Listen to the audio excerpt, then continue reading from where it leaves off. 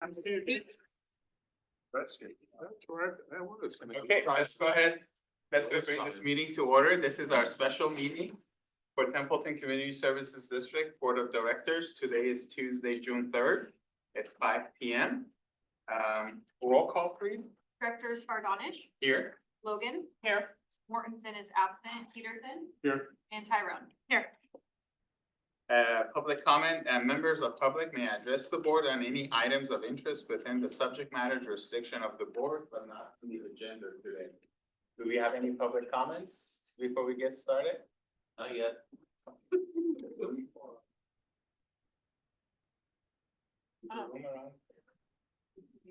shove them down. Pull the chair. Okay, thank you. And so let's go ahead to business item, budget workshop.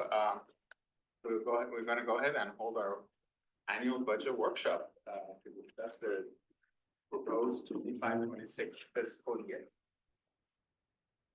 Thank you. So, I think everybody has a copy of the draft budget.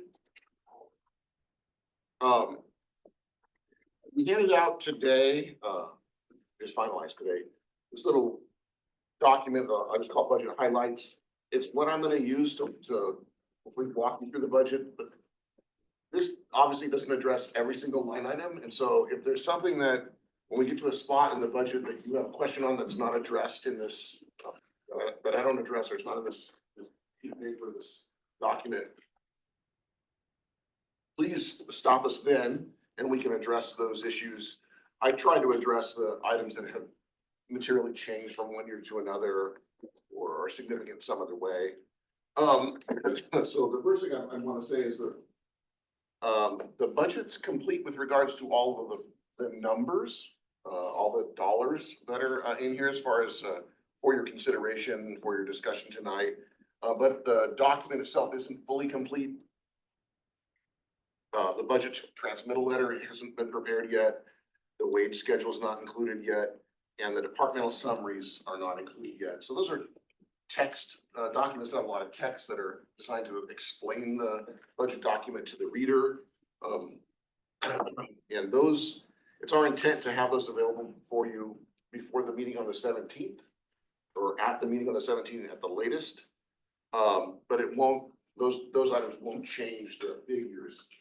As you review the document today, together, if there's consensus to make changes to the budget, we can make those changes between now and the meeting of the 17th and provide those replacement pages to you in advance of the public hearing, which has been noticed for the 17th. So, just from an overall standpoint, all of the policies all of the strategic financial policies are fully incorporated into the budget, including, cash reserves and asset replacement items, etc. The Admin and Finance Committee reviewed the departmental line items sections of this budget and didn't request any changes before it's brought before you. However, the document is much more complete now than it was when they reviewed it a couple weeks back. I'd start with turning to page 8. This is the page 8 and 9 are the summary of fund balances. Page 9 is the current year. So actually, let's start with page 9. I'll walk you through how to read these two pages.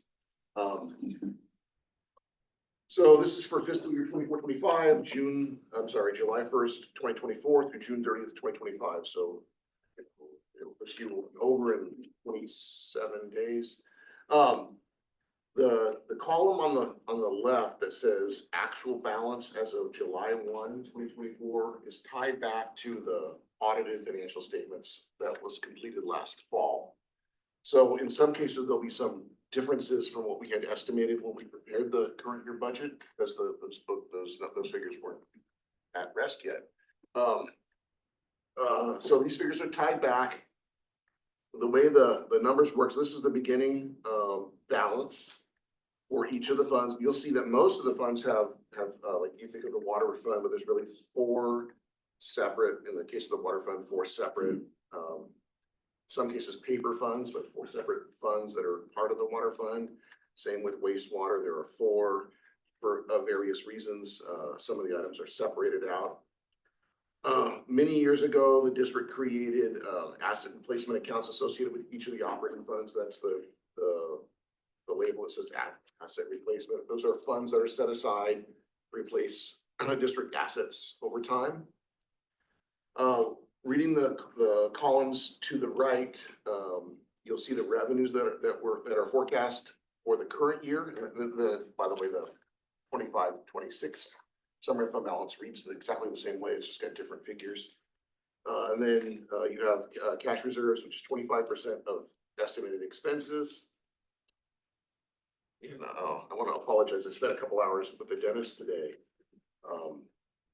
So I'm feeling a little different than normal.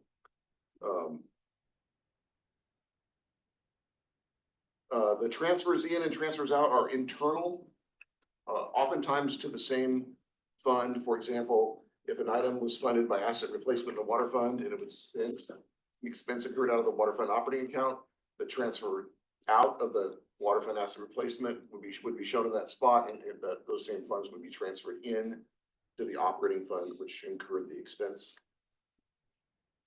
Then you see OPEB contribution, and for the time being, we're considering that fully funded. And there were not OPEB contributions planned for the current year, and there are not for 25-26. Although I don't think you should consider that a solved matter. There are fluctuations in the actuarial evaluation of our OPEB account.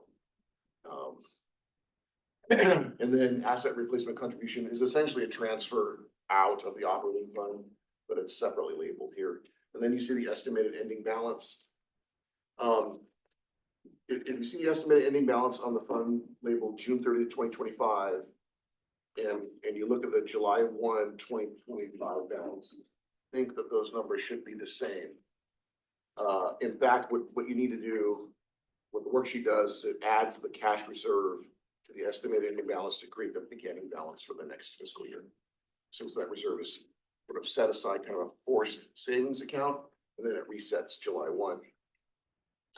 So that's how those 2 pages work.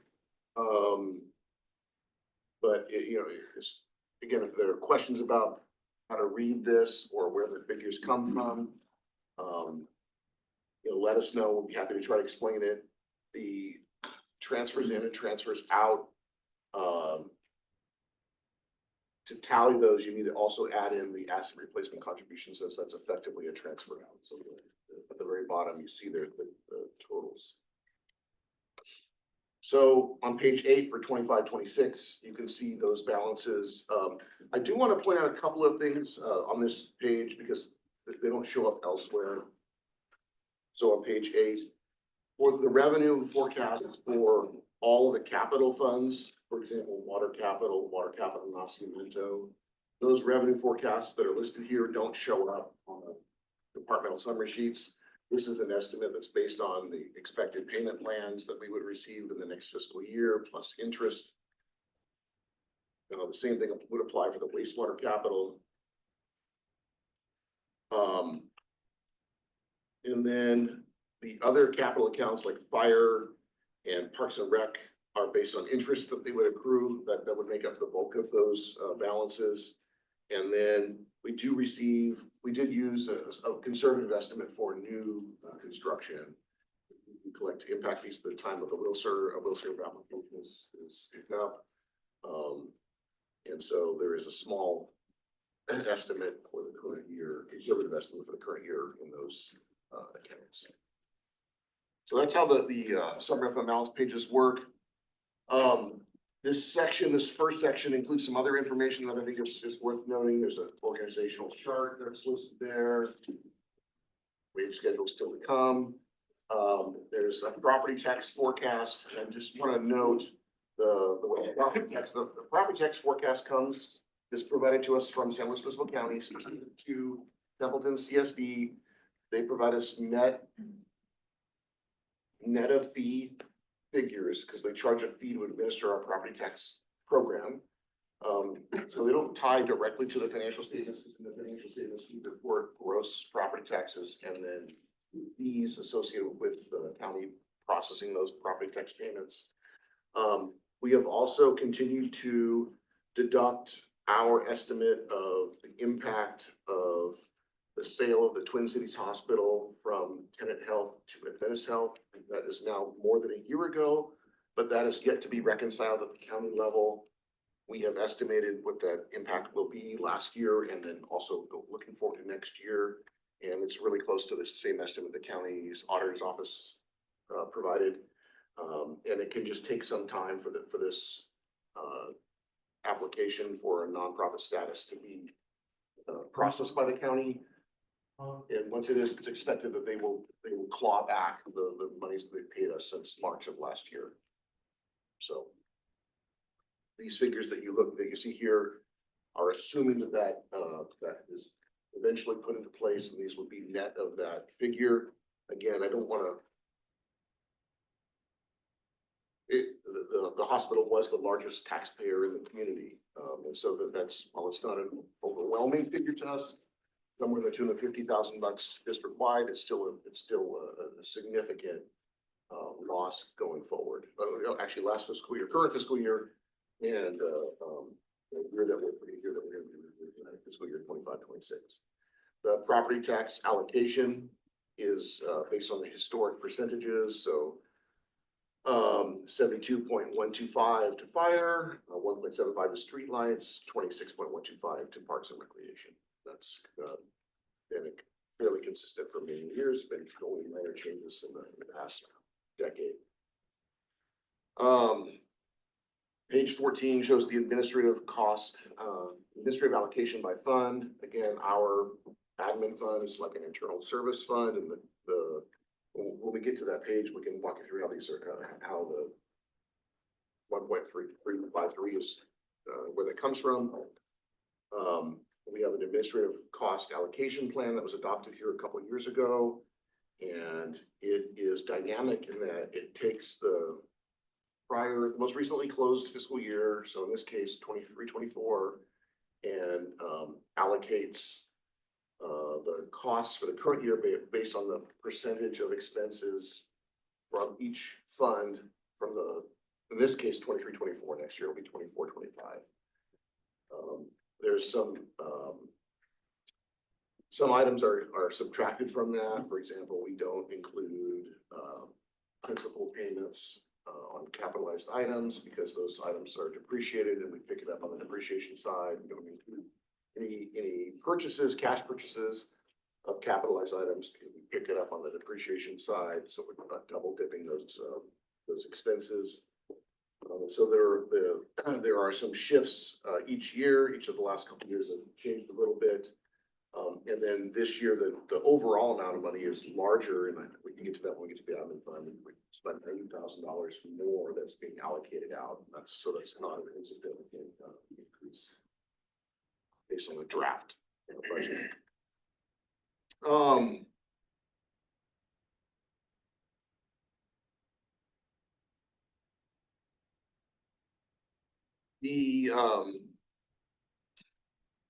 Just a couple comments on items that affect all the funds. Interest income remains up district-wide. This is, a positive shift from the 8 or 9 years following the recession, where interest rates were really low and almost zero. We now have a number of accounts that are earning greater than 4%, and so we've included that interest estimate in both the current year and then also in next year's forecast, and it affects all the operating funds. Those with a larger balance obviously benefit more from that, and as well as the capital funds. Health insurance costs, and those are you'll see those included in all of the operating funds for employees. They're estimated to increase by 7.5%. That's our internal estimate for next January. There are no figures available through CalPERS just yet. Over the next couple of months, those will be finalized, and we'll see if we will be okay. You'll also note in some of the departments there are some more significant adjustments to the health insurance costs, and those are really because of a couple factors. In cases where we have turnover and we don't know who's gonna be occupying filling a position, we have to estimate what kind of election they'll make, whether it's a single party, two party, or a full family. So that's some of the reasons for some changes. And then also we had in some of the funds, employees who had elected like employee only previously, and then in this January, they adjusted that to employee plus one, employee plus family. Those costs can make a pretty big difference if they go up in that regard. So you'll see that in some of the funds. The forecast is the projection for next year, or the budget amount that's listed in there for next year is quite a bit higher than this year, more than 7.5% anyway.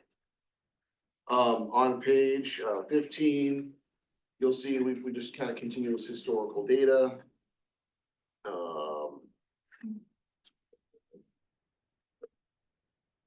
Including, number of full-time employees, population, the number of water account, utility bills or water accounts, the number of wastewater connections, fire calls for the prior calendar year, resident resolutions each year, ordinances, and the amount of property tax revenue. And then on page 16, again, I know this is, if you have any questions along the way, just stop me, otherwise I'll just keep right on talking. There's the GAN appropriation limit. There was a law that was passed 40 plus years ago in California that required that this calculation be provided by every jurisdiction, is essentially creating a limit of tax spending. However, and you'll see that our amount is listed as the over the limit. However, there is an exemption, and will always be exempt because we were formed a couple years before Prop 13, and it was an exemption for situations like that. And the resolution that adopts the budget that will come before you in 2 weeks that would adopt the budget also notes that you've provided the GAN calculation limit and provides for the exemption in the resolution. The situation has existed for many years.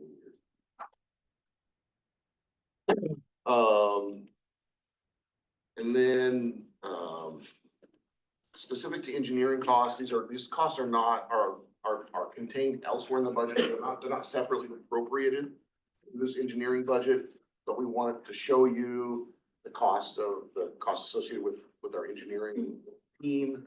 That's Lori and Tasha, and the cost of supporting them. So that's broken down here. There are some revenues associated with the engineering services, including will serve applications and sometimes deposits for things like mainline extensions, etc. And those are estimated here. These costs are broken down in water, wastewater, drainage, parks and recreation, and a little bit in admin for the office assistant position.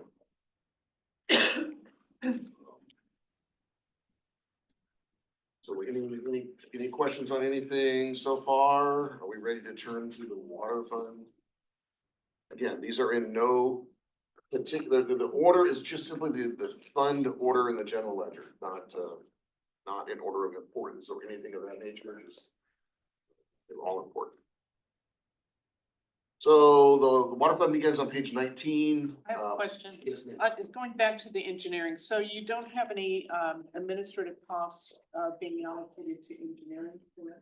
So that because those costs are actually contained in the water or wastewater fund. And Okay, so that's where it is. This isn't separately appropriated. This $200,000 or so is contained in the departmental funds. So when we get to water, for example, if you look at the water fund, the salary, the portion that's attributed of engineering to water is contained within the water fund salary forecast. Okay. So all of the funds will have like a little introductory, a little page. What's new, in the water fund, there's a little rendering, that shows the water cycle. The water summary, that's the items that are missing, and this will be the same in all of these funds. And then there's a description of the accounts for all the water, for all the funds in the water the water fund is pages 23, 24, and 25. And, and 26. Both revenue and expense descriptions of those accounts. And the numbers themselves began on page 27. So we'll skip all that and go right into the numbers that begin on page 27. And I'll just go through the highlights. Well, I'll start with a better explanation of how to look at the P. I think because all these will work the same. In the water fund, if you look at the top section of the page, those numbers that are negative are revenues. So in the case a negative number isn't a bad thing. It's just if you see negative 3,150,000 under user fees, those are the rates we charge customers. That is $3,150,000 that's expected to come into the district. Across the columns, you'll see the budget from 23-24, what we actually received from 23-24, the budget for 24-25, and in both these cases of the budget, this would be the final budget, not necessarily the initially approved budget. If there were budget amendments along the way, those would be reflected in those columns. The most recent projections for 24-25, and then the item that we'll spend most of our time on today, the projected or the proposed draft budget for next fiscal year. As I go through these, water's maybe the worst of them. The first four items are pretty straightforward.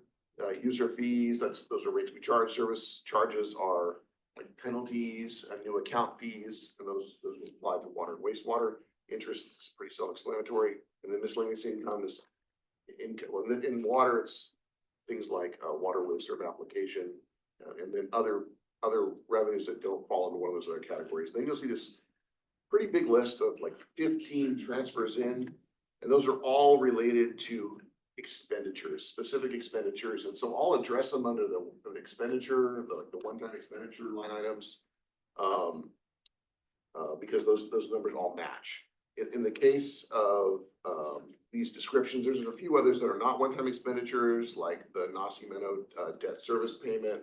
That $237,000 is tied to our expected debt service for the Nacimiento project. And so because we have a separate fund to pay for the debt service of Nacimiento, we're pulling those funds from that debt service account into the operating account to write a check to the county flood control district for the Nacimiento debt service. And then down below, and in this case for the next couple of pages, are all the expenses, and they're organized similarly amongst all the funds. The salary line items are typically the first, say, dozen or so, salary and benefits. And then for the most part, the line items operating line items are the same amongst all of the funds, or very similar amongst all the funds. And then there's a listing of what I'll call one-time expenses. So in the water fund, the highlights are our projection for user fees is up a little bit over our projected revenue for 24-25. Really two factors here. One, we have very little new connections or actual growth. However, that Cambria Hotel, which is expected to come online really any time, and may even be open. I don't know. It's really close. End of the month. At the end of the month. They haven't started using they really haven't used water yet, so there'll be some higher water usage associated with that facility. And then we're coming off of 2 really wet years, not this past winter, but the prior couple, and so I think that'll have some influence on water usage this summer. The base rates are much more predictable. The water, the variable part on the water fee is use related. So that's projected to be up just slightly, really not much more than we had budgeted for the current year. And you can see we came in a little below in terms of our current projections, a little low for the current year. That's my only real comment on the revenues. On the expense side, the water fund and then also the wastewater fund are both impacted by these couple of recommendations. One new senior utility operator position is recommended, that's funded out of water and sewer. And then a reclassification of the utility manager position to a position of assistant general manager for operations are both impact the water fund. Both of those changes are recommended to allow the district to improve our readiness for a new wastewater permit, really to, in order to get Justin a little bit less, a little time out of the ops side, and into some more administrative roles, as well as to further our succession planning efforts. So you'll see those impacts in the water and in the wastewater fund. Primarily, there's a whole nother position in here, so that has costs that are in, salaries and overtime, FICA, and all of the salary related benefits and health insurance, et cetera. Again, if approved. So the numbers that you see here account for those changes.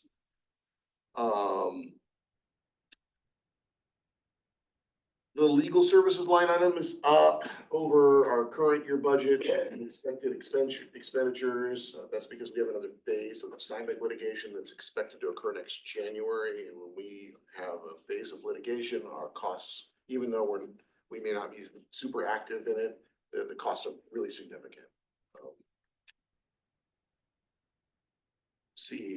Repair and maintenance. This costs up a little bit over the current year. Again, stop me if there's any lines that you want to talk about. Justin and I and Lori can try to address them. Are up. One of the items that we need to be responsive to are raising of utilities after the county does a road maintenance project. We don't always know well ahead of time when that's going to occur. Sometimes it's more like, hey, we're gonna do an overlay on a certain street in like 2 weeks. We've got to be able to respond, which means either working with the county's contractor to lower initially those utilities and then raise them back up to the road surface when the project's complete, so we can access those facilities after the fact.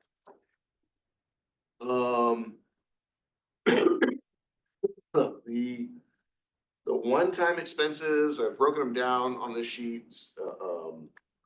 So the first item is the rebate program. This is something we've been funding for 4 or 5 years now, maybe 6 years. Maybe longer, because we funded at least the landscape retrofit back during the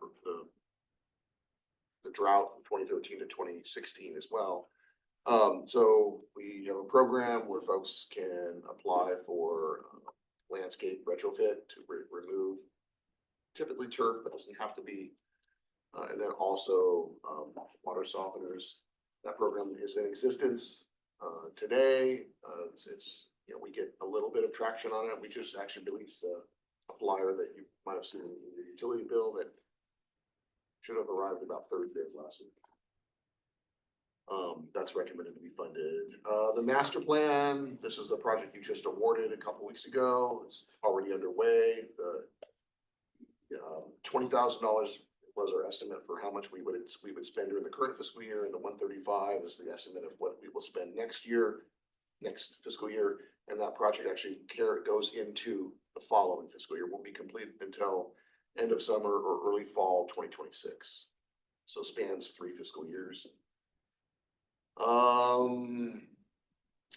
Urban water management plan, I know we just did it, and I know we told you to do every 5 years, but we hit the requirement to be in mid-cycle, and so we have another one that's due.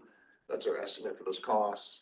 The TWR actually hasn't released, at least to my knowledge, they haven't released the requirements for the next urban water management plan, so it's too soon to get quotations on that work, since we wouldn't be able to provide the required information, but that's our estimate for those costs. Let's see, $15,000 is programmed for periodic well tank inspection and cleaning, some maintenance. We get an assessment of each of the, I'm sorry, did I say well tank, water tank? We get an assessment of each of the tanks, and by using a contracted service where the divers that go into the tank, we don't have to take a tank out of service. They decontaminate themselves and enter the water tank while it's in use, photograph and do an assessment of the interior of the tank and also an exterior of the tank. And this is something that's done every 3 or 4 years on our tanks. And then down below, you'll see another line item related to the last inspection that we had done, more significant one.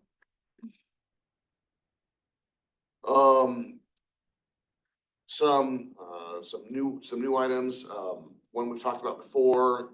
We recognize a need for some like a locker room type facility at the wastewater treatment plant. That's my term, locker room, a place for employees to change, shower, etc.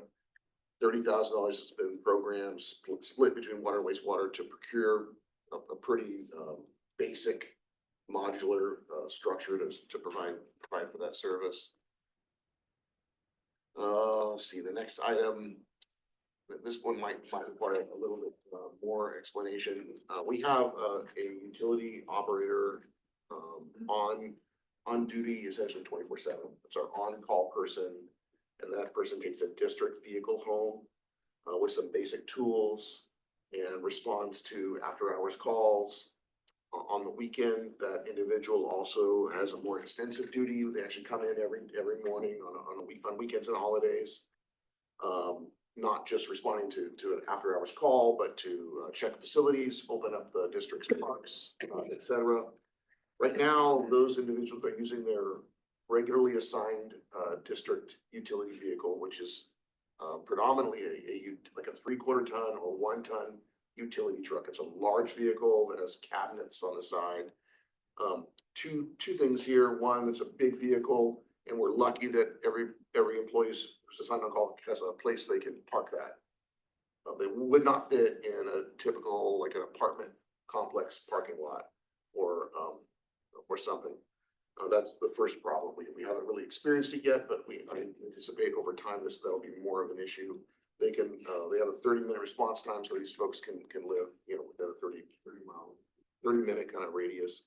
And then secondly, these pickups, these trucks have a lot of equipment on them. They have tools, specialized equipment. One of the trucks is a big flatbed that's got mounted equipment on it.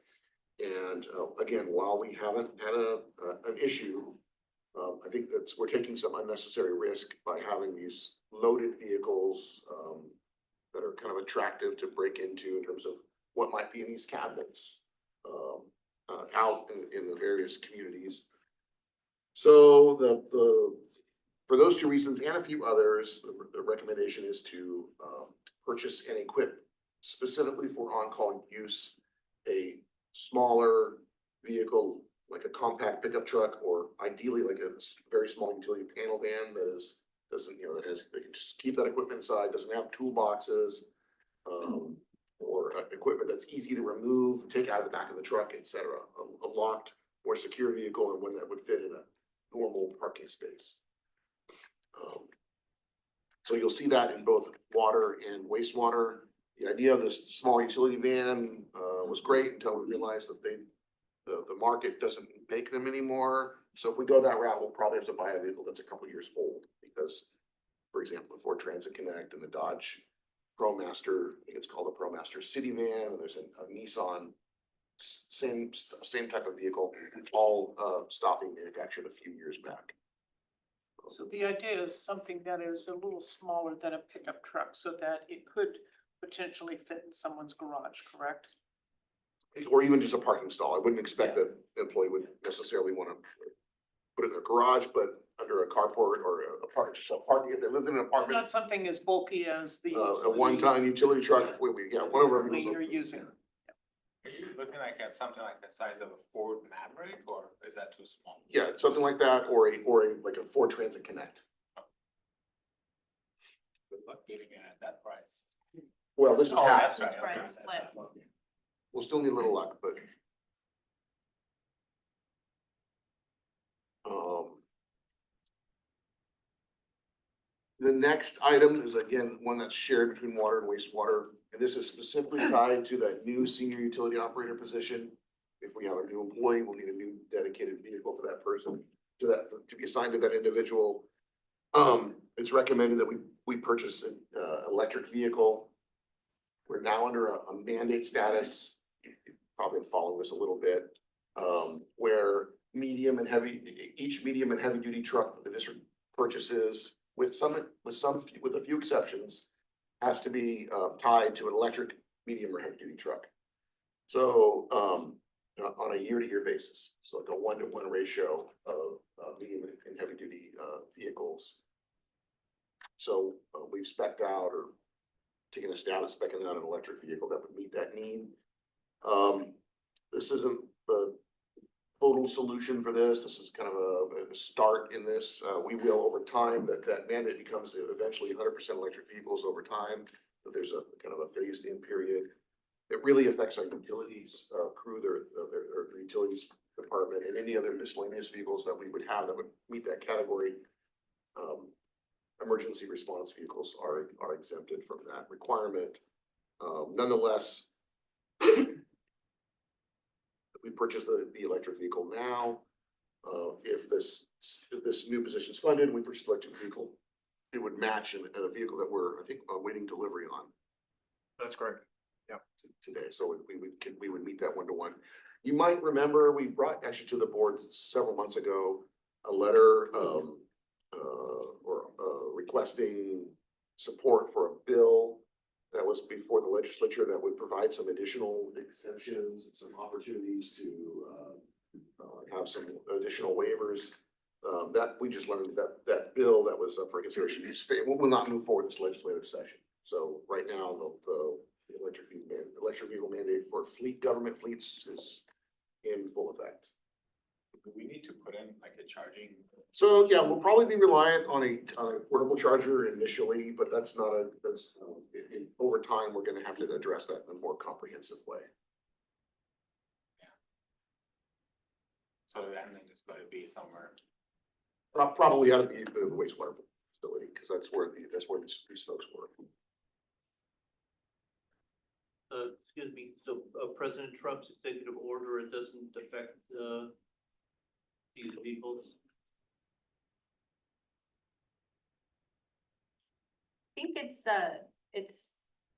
the state has already mandated some things for us, and so, I guess there would have to be some, if Trump forces them to repeal certain laws, but I don't know if that's gonna be possible, because a lot of this stuff has been already mandated at a state level. Okay. And so, To our knowledge, it remains valid. yeah, And then going back to the previous truck, there's no benefit of getting an EV, making that one an EV. There would only be a benefit if that EV qualified as a medium heavy duty vehicle, which sort of defeats our primary goal, which is to have something that's smaller, it will be parked in wherever, that way, that way we're not looking at a staff member and saying, okay, you're ready to go serve on call, and they go, well, I can't take that truck home. I live in an apartment complex that has a compact, my parking spot is this big. And so I'd have to park it out on the street, or a block away or whatever. And so that's something we're trying to avoid.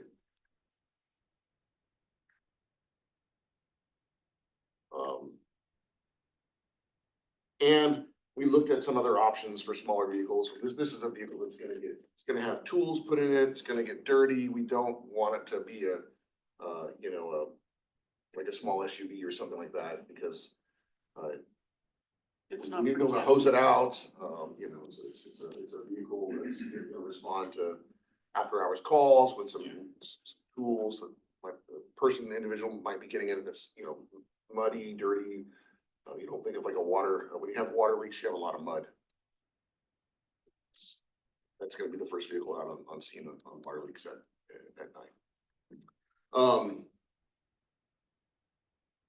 Few other items, these are, you know, ones I purchased, we've got some three chlorine analyzers that are due for replacement. Justin, I like to spend one time talking about this, but they're a critical piece of, critical tool that measures the demand for chlorine and distributes that chlorine. I don't know why the three are, they're just failing.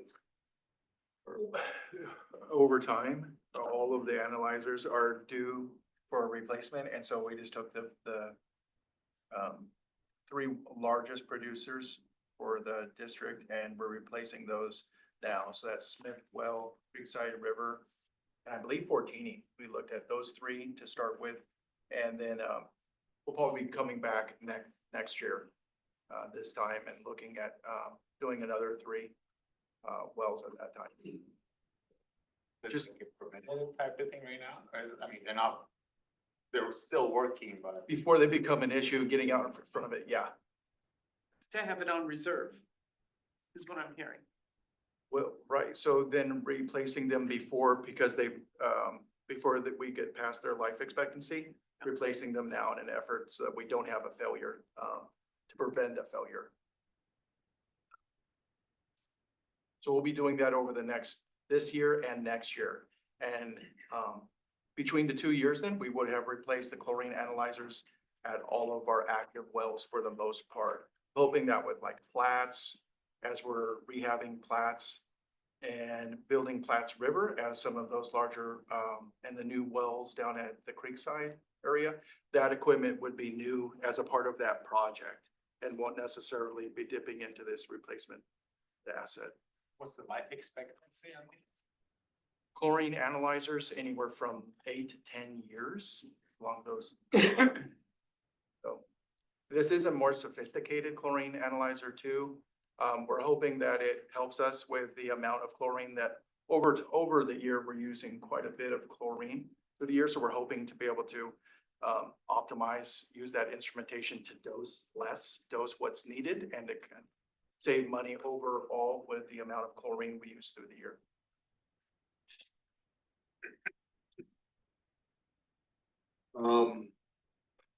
Hydrometers, these are sometimes called construction meters. These are temporary, ideally they're temporary water meters that are installed at a hydrant near a construction site at a contractor's request. Although sometimes there's a need for the district or others to utilize them. We have a limited supply, and sometimes we run out of, and the contractor has a request for a hydrometer that we cannot meet.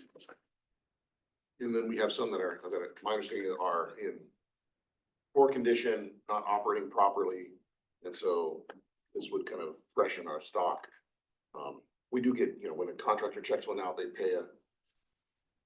they're paying for this, the ability to utilize that water service. They pay for a monthly base rate and then the water that they utilize. A meter at the Smithwell, and that's down. Here's the water tank item. So the Lincoln tank site, I'll call it for the time being, it's this water tank site that's just right up the hill here. There are 3 water tanks at that site, 2 smaller ones and 1 larger one. The smaller one that's on the just north of the large one has some failings. Needs some preventative maintenance, some pretty extensive preventative maintenance, recoating of both interior and exterior. And that work was essentially spec'd out at the last inspection and is recommended to be funded. But the longer we wait, the more expensive that work will be, and at some point, if we wait too long, it'll be too late. That work is also tied with the Division of Drinking Water's inspections going back to 2021. And they were requesting us to recoat that tank in the 25, 26, 5 years from the inspection. So we're there now. And so we wanted to get this for the budget and to do that work now. When that work is done, is the water still accessible from the tank? Yeah, it's for this project, we're gonna be able to recoat and deal with the tank that's got this severe delamination, and keep it in in working order, keep water in it and be able to use it. It's functional, all those sorts of things. There's going to be future, maybe it's even gonna be next year after this $15,000 line item for the new inspections this next fiscal year ahead. They may point to us doing a more comprehensive rehab on, for instance, maybe Osmond or the larger 1 million gallon tank of Lincoln. And that may require taking it out of service. That's gonna be a lot more work Yeah. to try and juggle, and the time of year dealing with fire vulnerabilities and demand. And so we'll have to formulate a plan Okay, after we get that more recent inspection that's recommended in this budget. We'll have to formulate a plan and how we would be able to do a more comprehensive rehab on the inside of these tanks and take them out of service. okay, thank you. The tank on Las Tablas is okay? So they all have corrosion on the inside and out. Structurally, the MIT is who we used at most recently, 2021, and hopefully we use them again coming up. But structurally, they're looking at the tanks and saying they're sound, but there's things that they were inspected in 2021. They need a representative put their eyes on these tanks in 2025, 2026, see if they've undergone further corrosion, make recommendations, moving forward structurally. They're in good shape, and there was nothing really too concerning, but there is corrosion inside and on, as you would imagine, these are Yeah. steel. Yeah, I tanks mean, and over there's time, water. it's gonna happen. Yeah. I'm just worried about any kind of disruption in service and water being available. Certainly, what maybe perhaps following that, the inspections that are recommended for this next fiscal year, maybe on the other side of that, we could update the board with findings, recommendations from those inspections. So the next one-time line item is funding to replace some seized valves. We do have a list of valves that are either stuck open, stuck shut, stuck partly open, and need to be removed. And that's pretty extensive. They get that kind of typically they're in the roadway and they're affecting 2 or 3 water lines to replace those valves. We've got $460,000 programmed for the Nasi turnout relocation design. This was previously approved by the board. This is the county-led effort. The county has hired a consultant to lead the design, and we're in that somewhere between 0 and 30% phase of that project. And there's already been a couple of items that have come up in the initial investigation that have caused those costs to climb a little bit. Some further soils analysis and those kinds of things once some of the team was able to get on site. So these are the funds that to the extent that we know now to finish that design work. The next line item is the district's half of that project. As you recall, not the design half. As you recall, the Nasi Meadow Recharge Recovery project is dependent on not only relocating the Nasi Meadow turnout to the site, but then also constructing a basin to percolate, a percolation pond to percolate that water into the ground. A couple of additional wells to extract that water downstream or to the north. Some treatment facilities, filtration that the state requires in order to implement that project, and then also a chlorine system, and then there's some plumbing and other items, electronics, tie all this together to make it all work. There's a blending, now we blend, so all gonna be factored in, the blend to the Creekside Deep well, all those get factored in. So this $300,000 is our initial estimate for the design work on that. We do not yet have proposals from engineering firms to conduct that design, so this is a placeholder for the time being. $200,000 is programmed for the Platts deep well, completion of the Platts well, rehab. The well was rehab, but if you remember, when we ran into these problems last summer, we pulled out the column pipe. The column pipe was in poor condition. The pump was damaged. We want to modernize the pump equipment. We now know that we need to add a sand filter. It was not something that was there before. So those components, to put that well back into service. That's the funds, to complete that effort. For the time being, it's expected that that well will remain on sort of a standby status. It can be used if we lost other wells, but because it's arsenic, results were higher and, higher than the maximum contaminant level. We either need to blend that water down, that's our plan in the long term, to be able to blend that with another water source, or treat it. Although it sounds like we could use it in a pinch. So the goal is to get the well back in service so that we have the capability of providing water, not utilize it unless we have other wells that fail, until such time that we have a adequate blend source. The blend is the next project. That's the Platts River well. We had a river well there. It was problematic for a lot of reasons, and then eventually it's totally collapsed. So the well's out of service. So we do have a location and a preliminary design for that. This funds would design its replacement, and that's been important.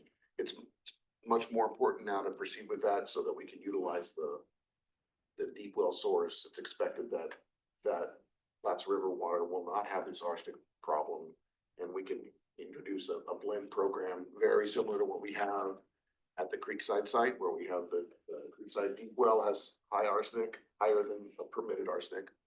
And we blend it with the river well, and the joint water supply then is below the maximum contaminant level. And that is a preferred and encouraged method of reducing arsenic delivered to customers, permitted by the water board, et cetera. So if all of those items are funded and the budget's approved as presented, you can see that in total, if you look at the sorry, by the way, the asset replacement funds are fully programmed. This is over $300,000.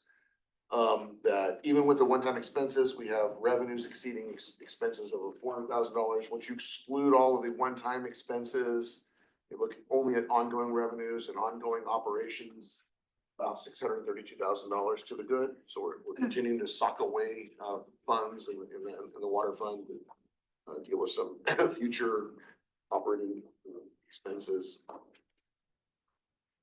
So any final questions on water? So next is wastewater. Again, in no particular order, it happens to be called fund number 202. Again, same kinds of information in the right behind page 30. The actual dollars and cents start on page 37. I'll just jump into some of these highlights. So the user fees, again, this is just like water. These are the rates that we charge customers that are connected to the wastewater system. For residential customers, these are flat rate, right? About $75 a month. Very predictable, very straightforward. For commercial customers, a bit more complicated. They pay the same base rate, but then there's a volumetric component for commercial customers based on their water usage. And so our forecast is up a bit because, again, primarily because of the Cambria Hotel opening. Unlike the water side, where that property has been paying through virtual meter agreements for many years now, there has been no income on the sewer end. So when they connect, they'll have a sewer rate, a sewer fee that's collected each month. Now, so far that's been really minimal because they haven't used a lot of water. But once the hotel opens up, water use will increase, and that'll influence the sewer fund collections. Same other sources of revenue. I do want to note, because I failed to list it here, there's an item here and it ties to the water fund as well. It's been consistent. We've been doing this for many years. You see something called sale of wastewater. We do not have like big trucks coming out of the wastewater plant to where we sell this wastewater. This is water that is sold to the district, to ourselves. The water fund pays the value of the treated wastewater effluent that's deposited at the Selby site as a future water supply. And it's charged in the same manner that we pay for the Nacimiento water on an acre foot basis. So that's essentially the water fund's contribution to ensuring that we treat our wastewater to a quality and in a manner that we can utilize as a water supply. Sure. Then you see all the transfers, those are all related to projects that I'll get to. The salaries and benefits line items are the same. I'll make the same comments that I did on the same issue on the water in terms of new position, et cetera. You might see a little, there's a little shifting between water and wastewater. We estimate the amount of time that the utility crew members spend between water and wastewater each year. And the estimate from last year had a little bit more going to wastewater, and then we true that up with our operators keep tally on their time cards where they spend time, either the wastewater collection system, wastewater plant, water system, et cetera. And there's about a 3% shift from wastewater to water over the past year, and so that's reflected in this new forecast. So actually a pretty small shift, but to the water side, and that has kind of moves around a little bit each year, not very significant.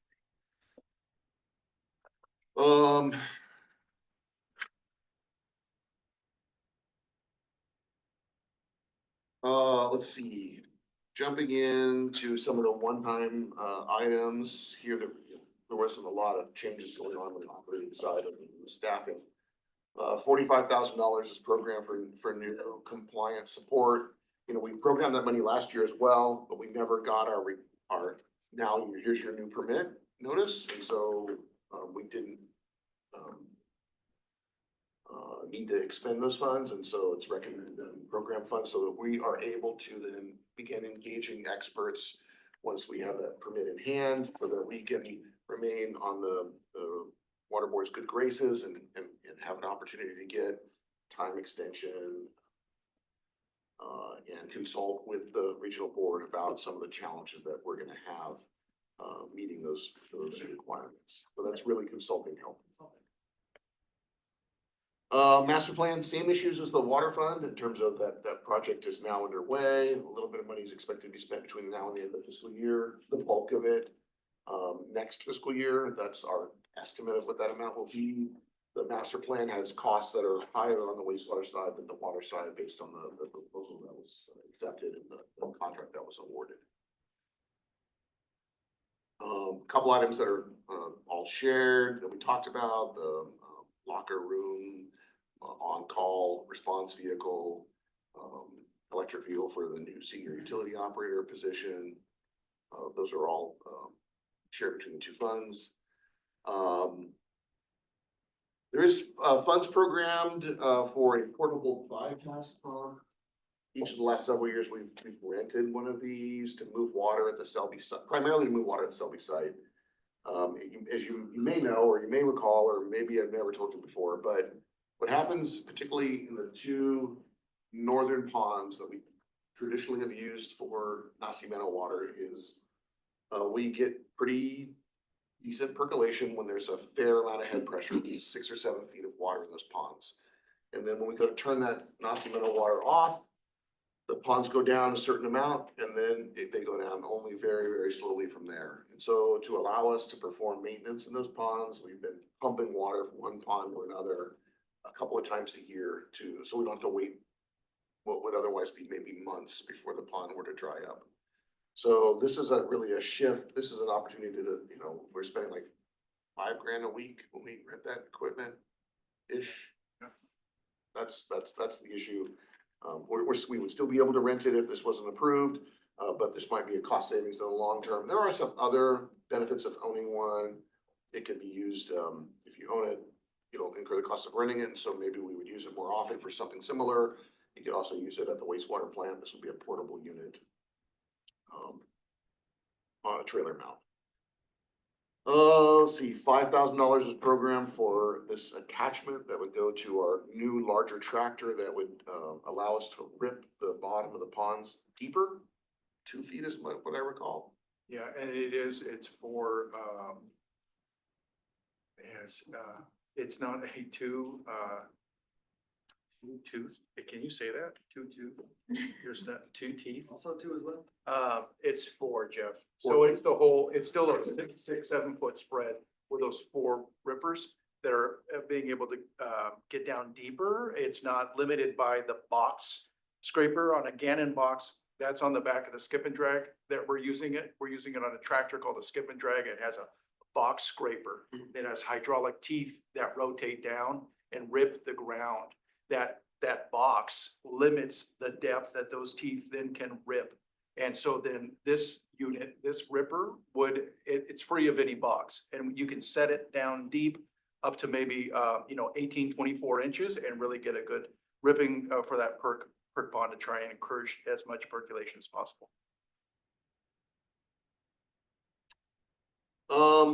This next item, this bar screen rebuild was an item that was budgeted last year. You actually awarded the contract, and it's done in terms of like ordering parts, and the contract's been awarded.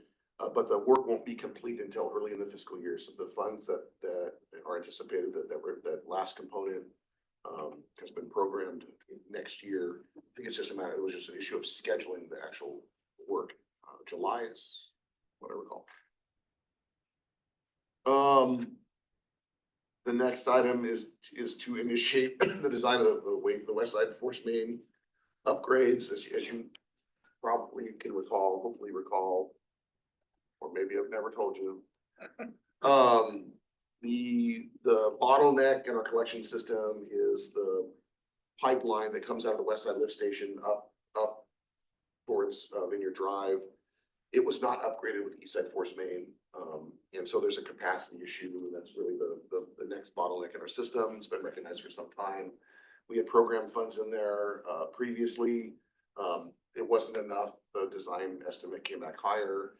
That's one factor. 2, it's not a crisis. The funding is recommended to be programmed, but we have to have the capacity to manage that project, even the design of it. Right now, we're in the middle of a bunch of other projects, the master plan and the Platts wells and some things that are maybe more critical, but we still want to have funding available to initiate the design if we're able to get that project started.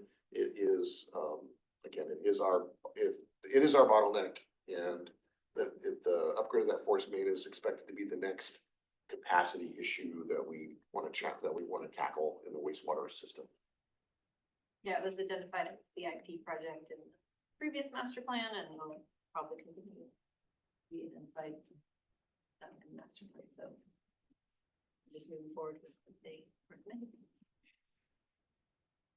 So the fund total, about $678,000 to the good. It's more revenue than expenses. Once you exclude all the one-time stuff going on, you end up with about $975,000 to the good. So revenue exceeding expenses. So even though we've talked before about the need, that there will be a need to tackle, study, and then likely tackle wastewater rates, it is again not a crisis. We're collecting more money than we're spending. It's more about our estimate or our forecast of where this is going to go in terms of having to make wastewater facility upgrades associated with permit compliance. We're not in a pickle. We're still bringing in more money than we're spending. That money is staying with the wastewater fund. We're building up finally a little, some reserve here that enables us to begin tackling some of these items without needing to do it immediately. And likely this situation will also temper the rate adjustment. It won't be as bad as it might have otherwise been because we are bringing in more money today than we're spending. Well, it seems like we really need that master plan completed to see what the cost might be associated with that master plan to figure out, do we have to do any kind of rate increase? It'll be a big help. Yeah. So any questions on wastewater before we head to the next one? Okay, drainage. So begins on page 39, just so again, everyone's kind of aware.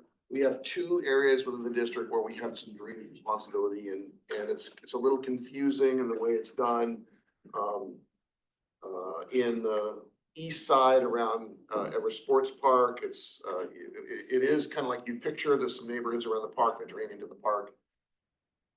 And we collect a very small fee from those parcels. And they pay us a very small impact fee. On the west side, it's really quite different. And then the district agreed to construct a basin that would intercept high water flows out of the headwaters of Toad Creek. I don't know if that's a proper term, but the water that's coming further from the west, you probably would have seen it on a couple of occasions during really big storms when that it does actually look like a little river. The low-lying area at German Park has a pipeline that's sized so that when more water flows into the park and can flow through that pipeline, it begins to back up in the park. And that was constructed to allow for additional development to take place on the west side downstream of that location, kind of meters the water, for lack of a better word. And because of that, we collect a small fee from a number of parcels that are actually east of the park and around that vicinity. But as I've mentioned before, and you'll hear me say again, those fees total about $8,700. So they're really modest. Our expenses are a little higher than that, about $13,000. Some of that is because of, half those expenses are tied to the funding replacement and depreciation expense associated with those facilities. So we run a deficit of about $3,000 in the drainage fund.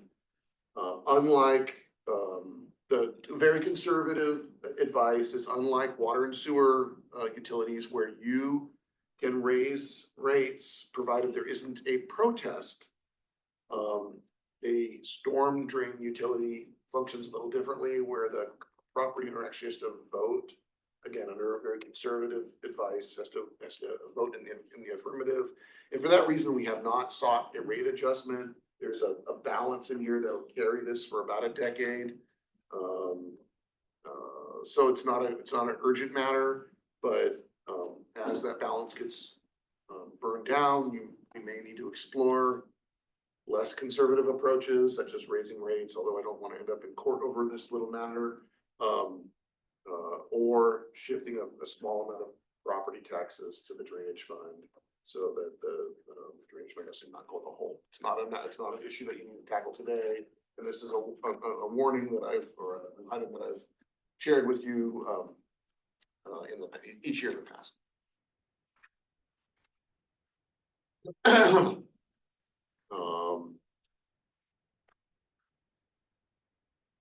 I do have a question on this. I'm just noticing that the budget for fiscal year 2024-25, the salaries are actually decreasing for the next fiscal year. Is there a reason why? We had a little bit of our office assistant Tasha's time assigned to storm drainage, and we've removed that because after exploring it further, wasn't providing any services related to storm drainage. So those costs were shifted over to that because she does provide support for, like, again, the tallying of all the collection of impact fees for all of the departments, all of the service areas. Okay, if there aren't any other questions, we can go on to admin. Again, there's some descriptions of things in and whatnot. The numbers start on page 28. And I just want to highlight a few things. The admin fund really gets income from a couple of sources: rental of this room, which is expected to be just slightly higher than it had been over the last couple of years. We have a church that has resumed using it on Sundays. They're paying a little bit of rent. We do get interest on the fund balance, and sometimes there's some miscellaneous income like from SDRMA programs, et cetera, into the admin fund. The other meaningful funding source is the transfer in for, it's labeled transfer in CERBT. That is our OPEB pension trust that's held with CalPERS, and that number matches identically to the expense for retiree health insurance. And so it's tied to this, and we cannot use that trust for anything other than directly retiree health insurance. The 1.353 is the transfer in that is associated with the administrative cost allocation. And that number is calculated based on the total expenses of the fund less these other revenue sources. So that's how you get to this net figure. I do want to point out it's about $90,000 more than it was during the current fiscal year. That is, so that's fairly material.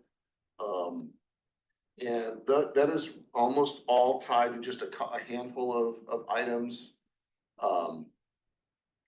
PERS retirement costs are up due to the UAL for a tier one retirement, tier one miscellaneous plan. That's about 17,000 of that change. Property and liability insurance is up again about $20,000. And this is this premium is not for the admin fund, it's for the whole district, but it's paid out of the admin fund. So and this is a couple things. We're adding vehicles, and every time we do that, we pay a higher premium.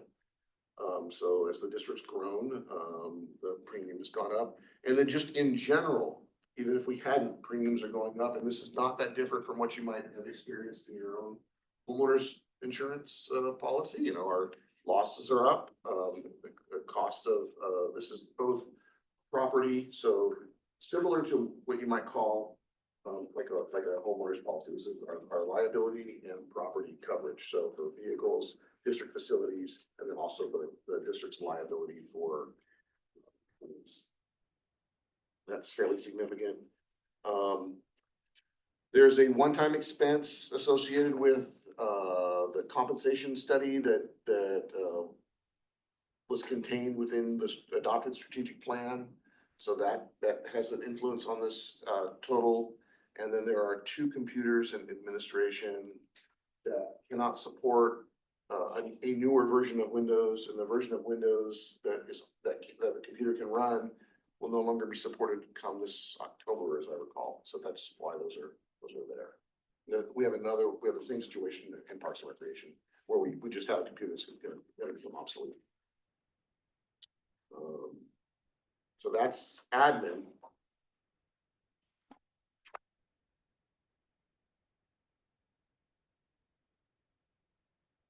Question, we're just motoring right through this.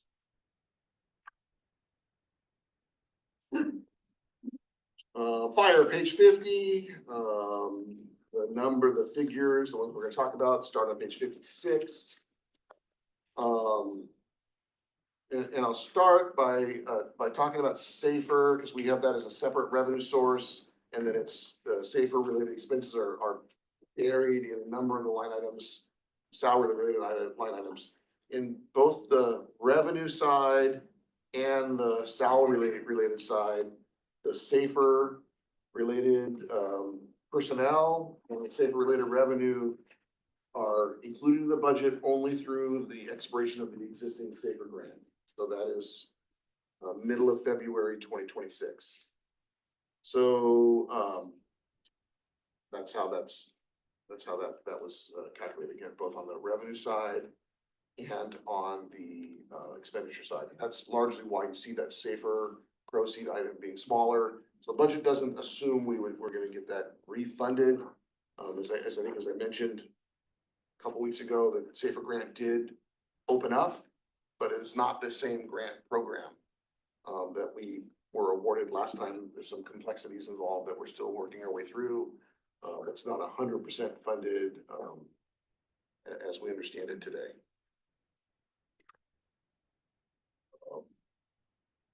As we have for the past several years, there is no assumption of out of county participation, which means that we'll likely be invited to participate in out of county assignments.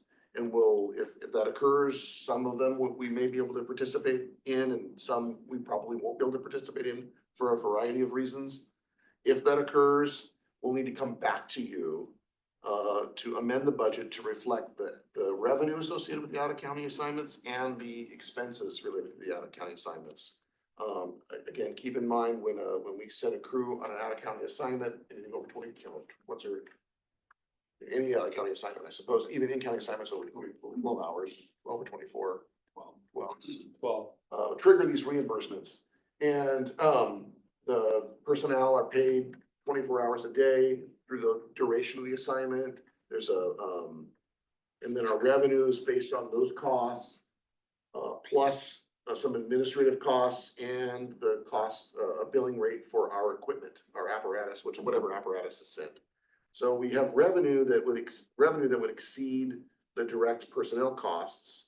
And then, of course, we'd have some backfill personnel costs for covering the station during those assignments. So they're what we've been doing with these for the past 5 or 6 years is dealing with them at the end of the fire season, come back and report what the revenues were, what the expenses were, and adjust the budget at that time. So what you see right here is makes no assumption about participation in out-of-county assignments.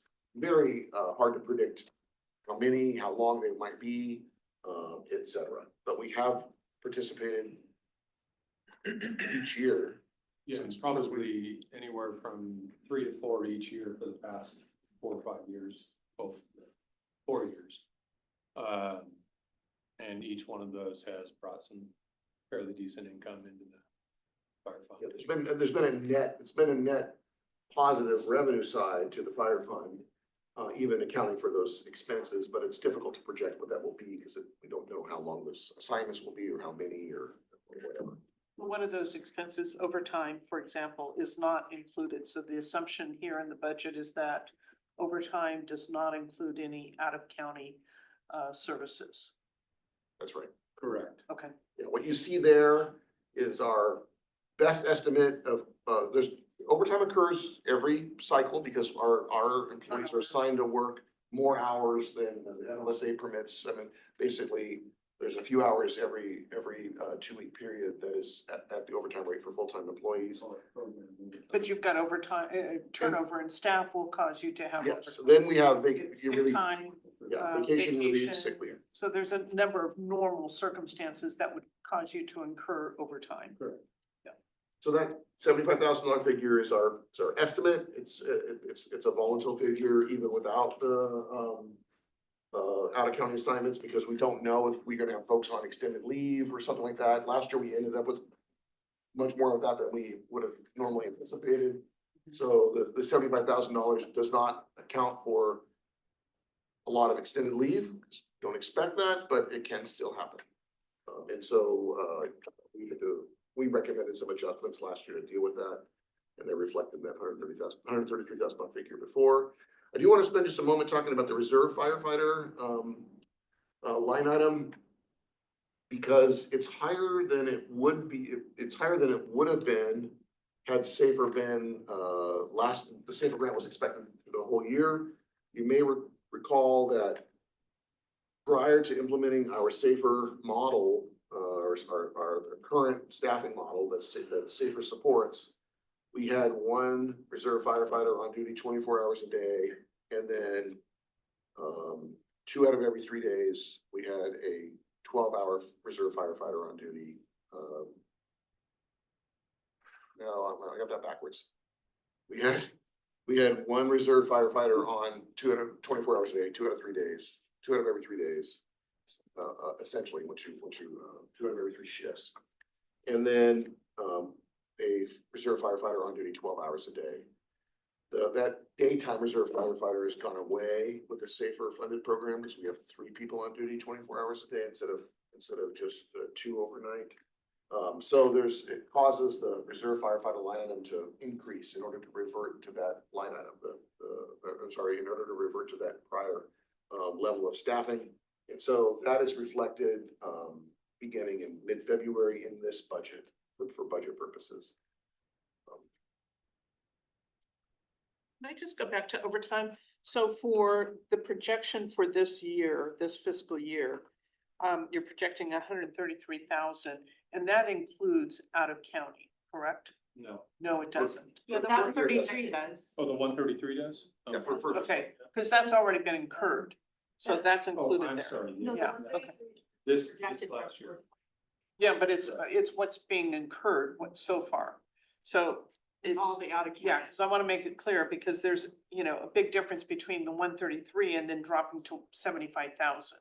And the difference is because you've got the out of county overtime expense. And that's what the general manager was talking Yeah, about. that we'd and have to then come you've back to- not, your assumption is going forward for the next fiscal year is you're not including that, because you'll deal with that on the back end when it Correct, does. exactly. When the fire season is Yeah. over, we'll come back to the Yeah. board and Yeah, reconcile that. Reconcile the, yeah, The biggest difference we had last year, as the general manager said, we had a couple of captains that had some extended leave. yeah, I get it. I just want to make sure the assumption of what's in and what's out. So, Yeah. That 133, so the difference between 75 and 133, is the bulk of that is the out of county Yeah. stuff. Yeah. A chunk of it was, we incurred overtime in excess of what we had expected Yeah. because of these extended leaves. Yeah. Which we don't think are necessarily gonna occur year after year after year. got it. Thank you. Okay. So the Measure A revenue is shown, you know, that has that adjusts annually up to 2%. This year you'll see, a revenue source that's labeled as transfer in from other funds, and CFD is in parentheses of $82,000. That is, that is next fiscal year's expected net CFD revenue. And we have not needed to transfer in CFD funds into the fire operating fund previously. But the board had already adopted a policy that the next several years of through 29-30 was committed to the fire fund. And as we go through these projections of expenses and revenues for the fire fund, you'll see why we're recommending it be included. If it was not included, the fund would be out of balance for the fiscal year. We'd have expenses above revenues. Is that all the CFD funds for the last? Or was projected? No, it's just for the coming year. The reserve, again, I think I discussed the reserve firefighter line item. A couple of things that I thought were worthy of mentioning. CAL FIRE dispatch costs are up. They're up each of the last several years, and our budget has been too low. We don't get these bills until like very late, like many months after the costs have been incurred, and we only get billed annually, so it's hard to react. But our forecast is that bill is gonna be up again. It's responsive to an increased call, so every time there's a call, it creates a dispatch, and we are billed by dispatch. Each time there's a call that is dispatched to us, we incur an expense if it's a Templeton call. And then there's the CAL FIRE adjusts its per dispatch price. In other words, they take all the costs and they divide them by all the calls to come up with a cost per call, and that's how they bill us. So it's not known until kind of after the fact. So that cost is up notably and has been going up. One thing to take note of on the dispatch costs is when I started back in almost 5 years ago now, the per call cost was roughly about $47 per call, and now it's trending towards $70 a call. Does the rate change based on the amount of calls, like have we hit a certain threshold, or is the rate per call fixed? It's fixed. Yep. It's their charge back.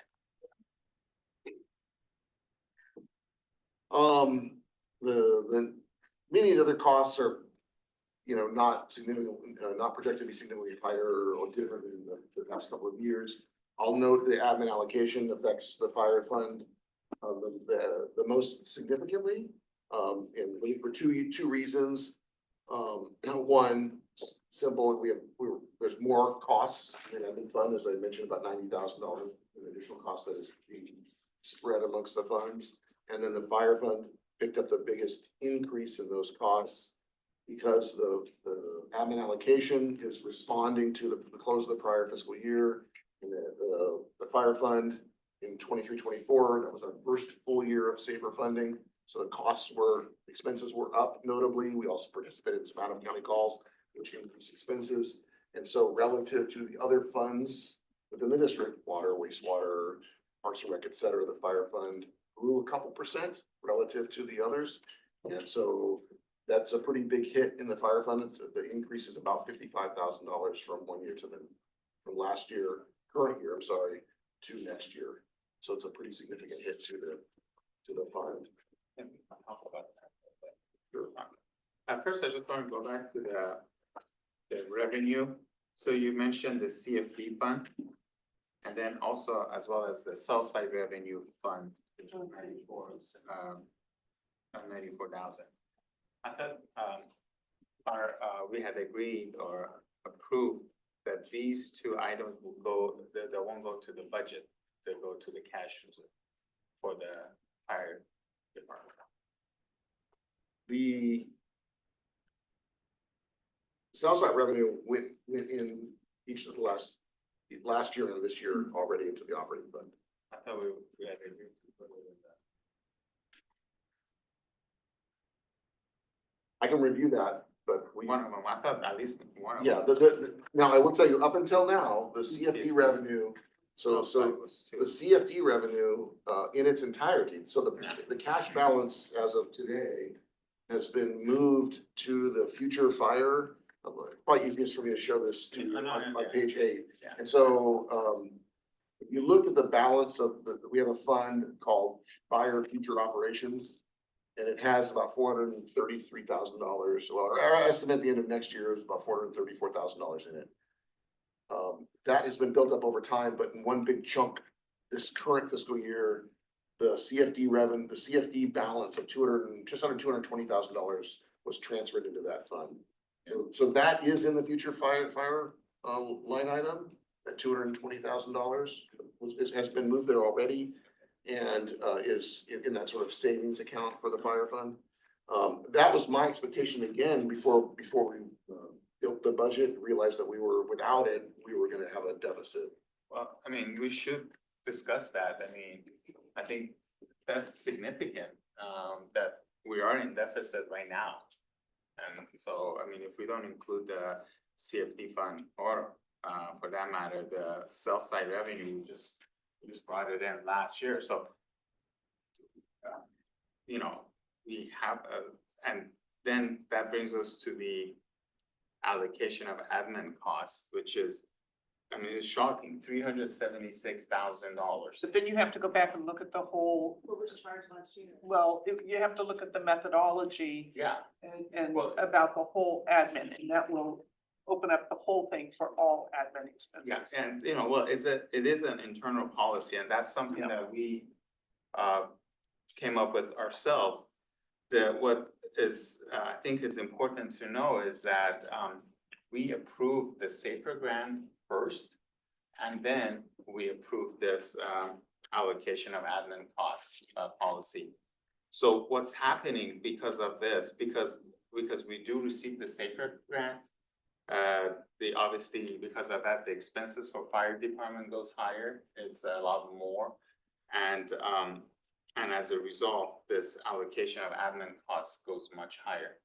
So even though we're getting the money back for these costs for the Safer Grant, I mean, obviously we charge, you know, we pay the firefighters, but we get all that money back. It's still coming through in that formula for the allocation of admin costs. So you're suggesting the Safer Grant Should be cost should be pulled out? excluded, yes. Excluded? Yeah, I mean, and especially you can see how significant it is, like, so if my math is correct. If, you know, at $212,000 at 27%, it comes to almost $60,000. So we are getting the Safer Grant, we thought at the time it's not gonna cost anything, but it's actually costing the district $60,000 in admin $60,000. expenses. And it's something that we didn't know at the time when we approved it, because this policy wasn't in place. And it's hurting our fire department. So I think it should be excluded, and then the numbers should be rerun. And, you know, kind of spread it out a little bit more evenly throughout all the departments. But, so I mean, I know, I remember this was a problem last year, so we had the ad hoc committee and we came up with the idea for CFD and the sales side revenue, and then at that time, we said, okay, that's gonna kind of balance it out. But all of a sudden I mean, originally, the first year we started, I remember it was like $140,000 for a fire department allocation of admin costs. Then it went up another 60 or something, then it went to 273, and now it's 376. And it's just, that's just, I mean, we can't, I mean, it's, I think we have to then look at that policy. well, I mean, yeah, Admin policy, and we need to adjust that if that's the case. yeah. Cause I don't think we could do that without adjusting the policy. Well, the simplest would be looking at that safer grant and I mean, my thought is it should be excluded because it's the money, even though the money is going out, you know, we're getting that money back through the grant, so it should not be counted as, you know, for the expenses. for the fire. There is some admin associated with managing that Yeah, grant. administering the grant. Yeah, administrating, because But- what do you have to do? You have to obviously Run do all the some work. kind of reporting to get the revenue. Yeah, run reports and get it to them. I mean, they only do it twice a year, Okay, so. I say, so it's somewhat minimal. You should sort of even out in the next budget, because if we, assuming that we don't have safer next year, when the admin costs are calculated again, they Well- should be sort of righted back to a more normalized zero when the draw on admin isn't there because of the safer grant. Well, cause it's going away in February. yeah, It'll take 2 years. It'll take 2 years, yeah. So Yeah, that's- it's a That's lag. significant amount Yeah, of money. yeah. 2 years is still a significant amount of money for fire department, which is already in negative. So, I mean, our goal should be to try to save as much money in the fire department as possible, because things are gonna continue to Right. get worse. They're not gonna get any better. It's like, we cannot. We knew that, because our We knew that. 10-year, We knew that. model showed But, that. but to have a policy in Yeah, but place, which is, and then another thing that we didn't know at the time is that loss of revenue from the hospital. Right, yeah, I And think that's that's like a significant. $40,000 just for the fire department. Yeah. So I mean, you could see just these two items is a I mean, huge hit. But depending upon, you know, the budget 2 years from now, when the safer grant, if we don't have it, it expires. The administrative policy that we have, which calculates the rate, we might need to revisit it again. Because if we adjust our methodology of calculating it now, Well, we won't have to necessarily adjust the methodology. don't have I'm just to. saying to exclude the grant expenses. well, that would be a part of, that would be adjustment of the policy that would say Well, that grants are not to be. Yeah, I think we have So to that have would it be- stated yeah. in the policy that. but then grants are but the excluded. methodology wouldn't change, but we just, yes, so the numbers would still stay the same. However that we calculated, but yes, But that grants are exempt from that calculation. yes, because I mean, especially, it's kind of. But Yeah, what and then, about and for then, future grants? pardon me? What about for future? Well, grants? that would become significant, like even if, say, we do get the safer grant. I mean, if we get another one, now that we know this is in place, I mean, it makes it hard to say, okay, let's, Right. you know, let's go and do, get another grant. But I think a carte blanche policy that says we will not calculate. Well, I think we've got the policy. I think we have to state in that policy, are we going to include or exclude grants? And plus, that's- but That's also really what another it comes thing- down to. Another thing that's significant, to me at least, is that at the time when we approved that grant, this policy wasn't in place. So, The admin policy? yes, it wasn't in place. After the fact. No, It took place No, after. the we fact. awarded we approved the safer grant like at like 6 months before the admin allocation policy was updated. And if I can interject, in the grants, especially within the safer grant, it allows for admin. So we can add admin into that. Now, had I known, It does not include admin. Safer grant. well, that's not what they told me. It says it right in the grant. You have to eat it yourself. so maybe in the new grant?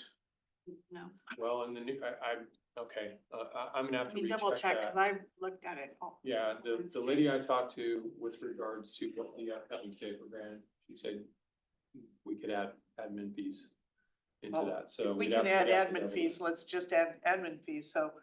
But I think what we need to do is adjust our existing policy Well, I mean, to say we exclude it. So Yes. I guess if you deal with safer all by itself, it's maybe doable. We have grants throughout the district, right? So we have grants in Parks and Recreation, those grants fund items, those items in the depreciation schedule. It's gonna be pretty difficult to pull all of those apart, because we'll be paying, for example, we got a grant for the fire engine, right? So we ordered a fire engine, we've incurred those expense, because the asset hasn't hit our books yet, because it's not here. It's sort of just impending.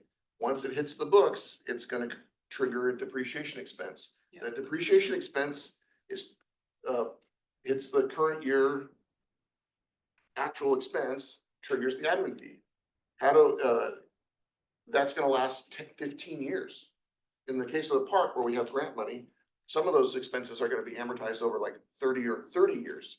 So we need to be practical about how we're gonna come up with a policy, so because otherwise we're having to be subtracting assets for decades. Well, then I don't think we. That are- But are I don't you think- just I don't recommending think a policy staffing? that yeah, identifies this is the just staffing. expenses Yeah, the I don't right think way. it can do but it. this is just staffing.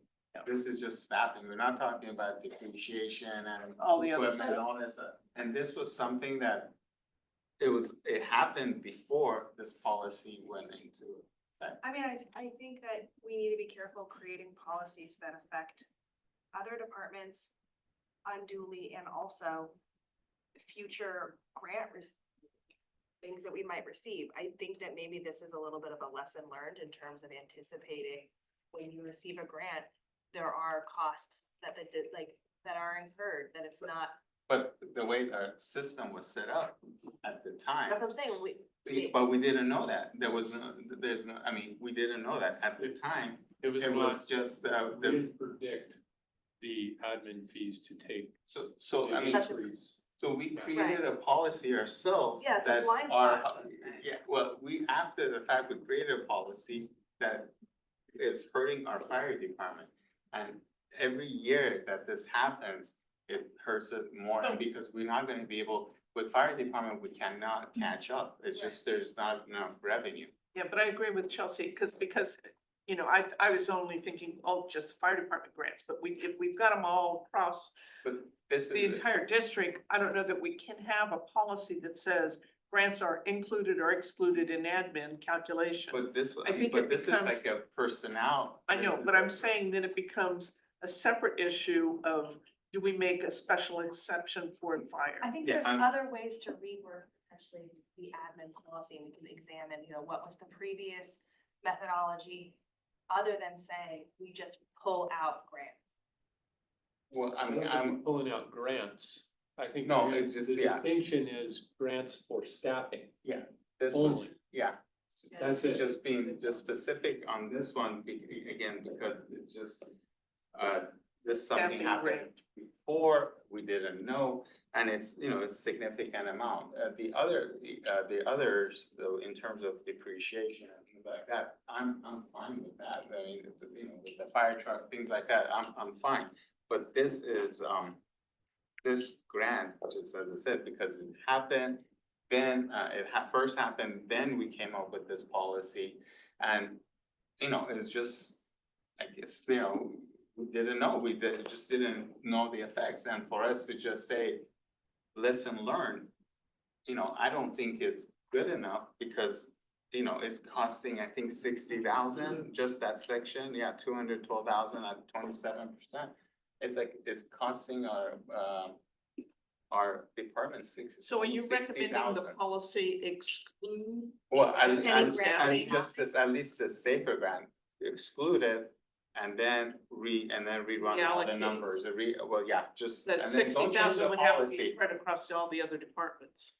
It would Yeah, end up- it would have to change, because those costs aren't gonna go away, they're gonna be. Yes, they're gonna it would move have to towards- change, To yes, the yes. other funds. And, we just have to be realistic, I mean. I think most the of, math can be done, and the math isn't difficult, we could figure it out. We do, have to run, when we come up with the figures that total in the, let me go to the page and try to explain it. And then Natalie can tell me what I get wrong. But I mean, as a board, we have to look at all, I mean, I understand we're looking at these individuals, but also as a board, we have to look at all the departments and make sure everything is running well. And then if we have a policy that maybe could be adjusted, tweaked a little bit, where it could spread things out a little bit between all the departments, so it's not putting as much burden on one department. I mean, I think as a board, we should look at that. I mean, I'm really happy that the water and the wastewater is doing so well. And, you know, but, so it's, But you it's know, I also a just, fund, those are also two funds that are not dependent upon property taxes. yes, but they're, exactly, and those funds actually, because of the rates and everything, those, the revenue is there for, but, you know, if we could, you know, exclude the SAFER grant from the fire department, and, you know, it could spread out into the water and wastewater, it's gonna be $20,000, maybe 30, you know, 25,000 for each of those departments, when there is plenty of money. Wait a minute, are you saying just spread it between No, it water and water? You're saying spread it across all the other funds? Okay, equally. Yeah, it Yeah, would be, okay. however you run the numbers, whatever. I agree with that. It wouldn't take long to do it. I It- could we- do it during break.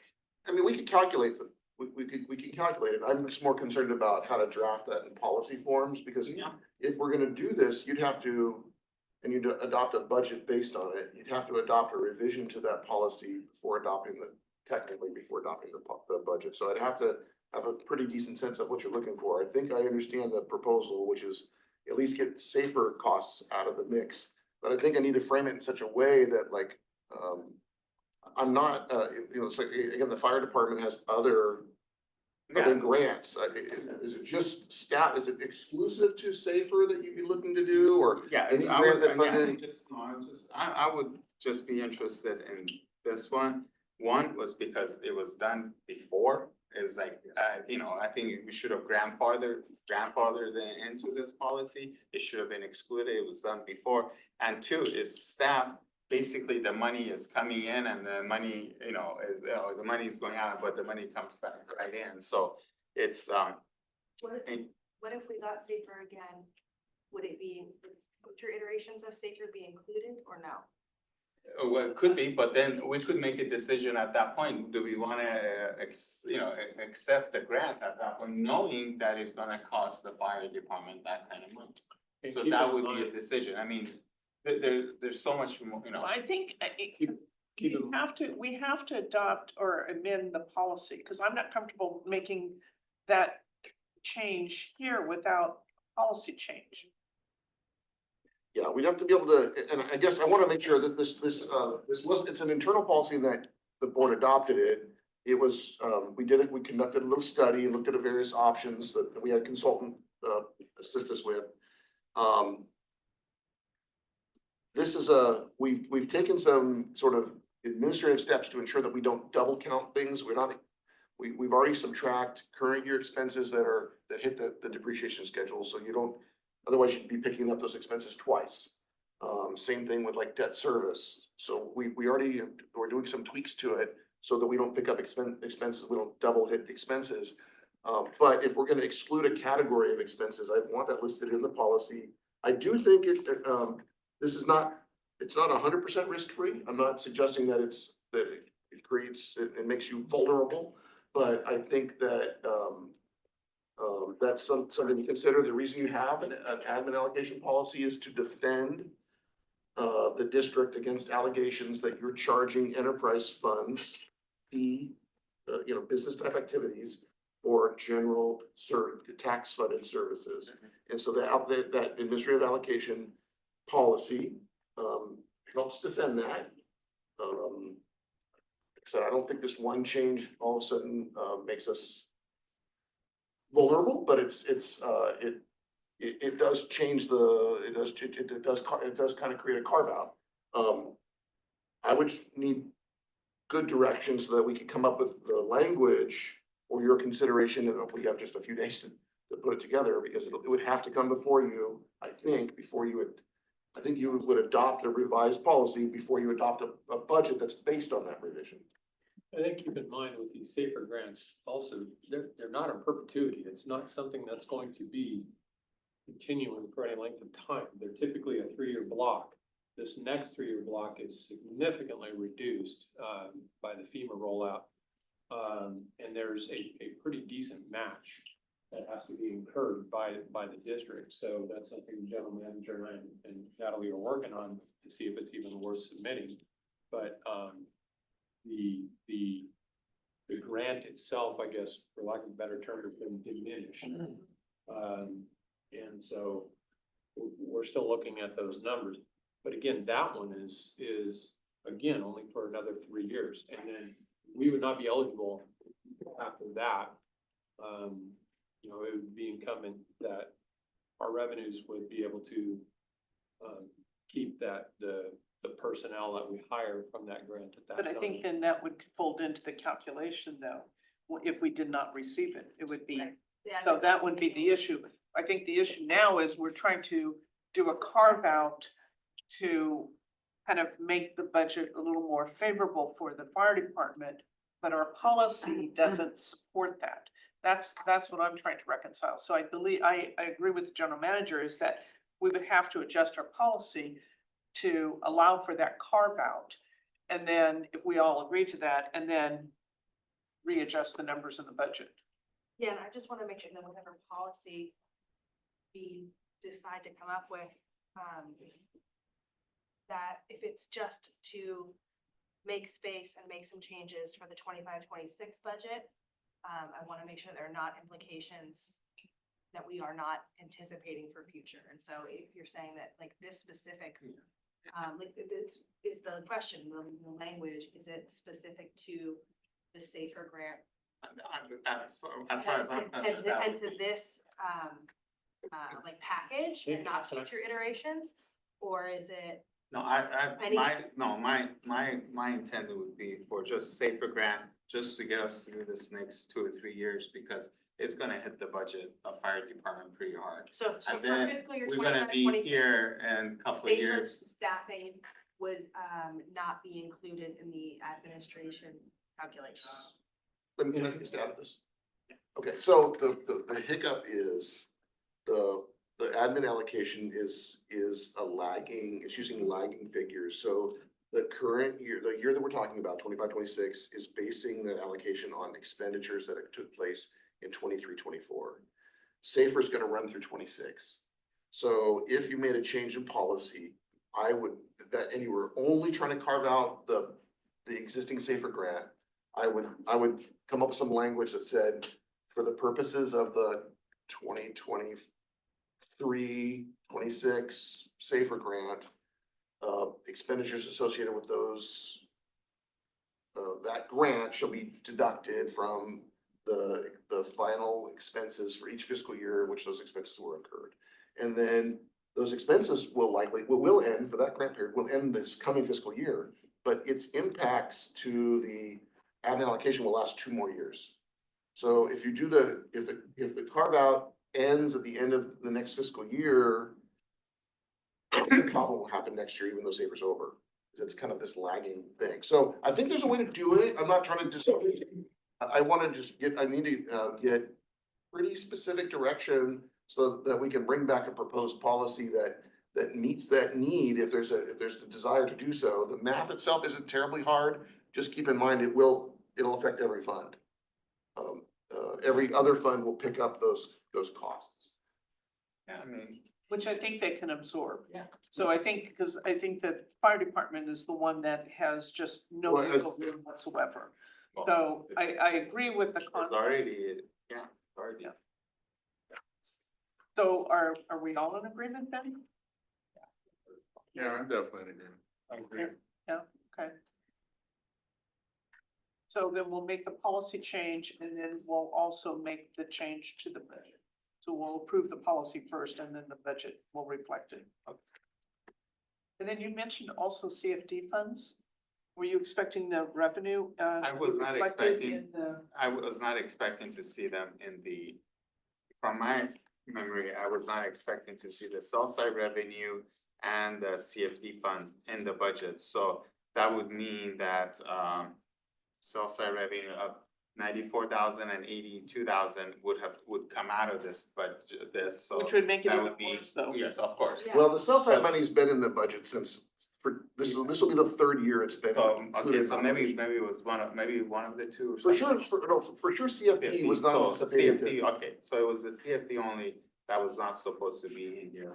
So I guess it must have been decided maybe at the finance. I addressed this issue with, Yeah. I mean, staff, we put it in, I recommended it because without it, we would have been Minus like 80, Worse off than 70 we're at. 70,000 in the 70, hole. yeah. Now, I can tell you that if we recalculate if you adopt a new policy, revise the policy to carve out the SAFER grant from the expenses that contribute towards the admin allocation, that's gonna save 60-ish thousand bucks, just back of the napkin math. You could take the 82,000 out, you'll end up with about a $10,000 deficit. Yeah. Yeah. Back, just real rough, and please don't hold me to it, because I haven't done the math, but, and if you'd rather see the $10,000 deficit than see the CFD money, it's gonna, then we'll move the CFD funds under that scenario into that future fire operation, so you can still, it'll still go to the fire fund, It'd be it'll be a still there, sub-fund. it'd be in my, yeah. Like it did last year. You'll start the year off with a small deficit. Yeah. Is that, Is that your preference? I mean, I mean, yeah, I mean, that would, I mean, it's just, I mean, the money is still staying in the fire department. But you're not comfortable with starting off the year with a deficit. It's $10,000, so I mean, if it was larger, so I mean, I don't wanna make things more complicated if you only transfer 10,000 from CFD. well, I mean, our choices are, because we knew this was coming, right? We've known for Yeah. 7, 8 years, we were gonna hit this, since 2018 when we started the bond approvals, so that's Yeah. 7 years ago. That we were gonna hit a point where the Measure A, and all the other revenues weren't gonna cover operations, and we were saving money, and we did. From early years, and then we supercharged that with that CFD deposit. So that we could expend them in the later years of this period. And so, I fully expected that to occur. I was disappointed that it occurred this year. I was hoping we'd get another year or two out of it. We could, if your recommendation is that we leave we leave the $82,000 out, calculate the figures and only transferring what's necessary to achieve a zero balance, then you'll see a transfer from that future fire operations to the operating fund. It's in lieu of the full amount. Okay, I'm okay with that. if we With wanna the make- zero balance. Yeah. Yeah, cause I'm not comfortable with the Okay. deficit. And then another thing I just remember is keep in mind, and I don't know when it's gonna happen, but when we get the fire truck, whether it's gonna be, it won't be next year, it'll be the year after, right? Probably. Well, 2 years. It's Maybe not, so- it's not next fiscal year, so it's the following. The CFD fund is gonna go to the fire truck, That'll so go. we're not gonna have this $82,000 anymore. So it's Well, gonna the be. other problem, I think, Jeff, too, correct me if I'm wrong, with the CFD, isn't it slowing down as well It's- as So it's just Annexing. increasing, right? It's pretty flat the last few years, because we haven't had an annexation in 4 Yeah. years, although we have a couple that are pending, a couple that are close. Maybe as soon as in 2 weeks, you'll see one. And then, the development within the CFD boundaries, any of the annexed properties has been kind of non-existent now for several years. It's been a kind of a flat development period. We do finally have up on North Main Street, a CFD annexed parcel that is just now beginning to develop some development. You probably saw grading going Yep. on there. That's probably 2 years away though from producing revenue. And that's gonna be pretty minor. Those are not big buildings. Yeah, it's not a very linear, it's not growing in a linear way. Yeah. So, I had hoped that we'd be further along in the CFD, but we've gone again about since, we've gone at least 2 years since we've had a new material, yeah, we started off with I think a number of annexations and it seemed like, oh, this is great, and then it's kind of flattened out. Well, because the hotel and those projects over there are not included. They're not CFD. Well, they'll come into play then, if it's 3 years out, it'll come into play when the SAFER grant is actually out of the calculation of the budget completely. So let me just reiterate, because I'm gonna ask you to stop after the fire fund, so it's because we're almost at 7 o'clock. But I wanna make sure that I have decent notes. We're gonna consider a policy change that carves out the 2023-26 Safer Grant related expenses from the actual expenses that is used to produce the admin allocation. That'll be a policy revision that you consider at your next meeting, early in the meeting.